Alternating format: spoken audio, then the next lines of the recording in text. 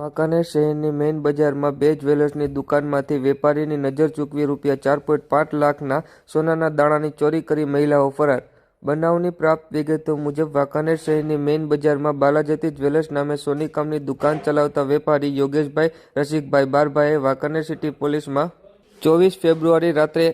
1:30 વાગ્યે ફરિયાદ નોંધાવી છે કે ગત તારીખ 26/12/23ના રોજ ફરિયાદીની બાલાજતી જ્વેલર્સ નામની દુકાનમાં સોનાના દાણાની ખરીદી કરવાના બહાને આવેલ ચારેક છોકરીઓ દ્વારા વેપારીની નજર ચૂકવી રૂપિયા 1.50 લાખની કિંમતના 85 જેટલા સોનાના દાણાની ચોરી કરી હોય, જે બાદ ગત તારીખ 2 ફેબ્રુઆરી 2024ના રોજ અગાઉના બનાવની જેમ ફરી આ પૈકીની 3 છોકરીઓ દુકાનમાં સોનાના દાણાની ખરીદી કરવાના બહાને આવી ફરિયાદીના પિતાની નજર ચૂકવી રૂપિયા 2 લાખની કિંમતના 95 નંગ સોનાના દાણાની ચોરી કરી ફરાર થઈ ગયેલ, જેમાં બંને બનાવોના સીસીટીવીમાં કેમેરામાં સ્પષ્ટ દેખાતા હોય અને ફરિયાદીએ આજ સુધી તપાસ કરતા એક પણ છોકરીની ઓળખ મળી નહોતી.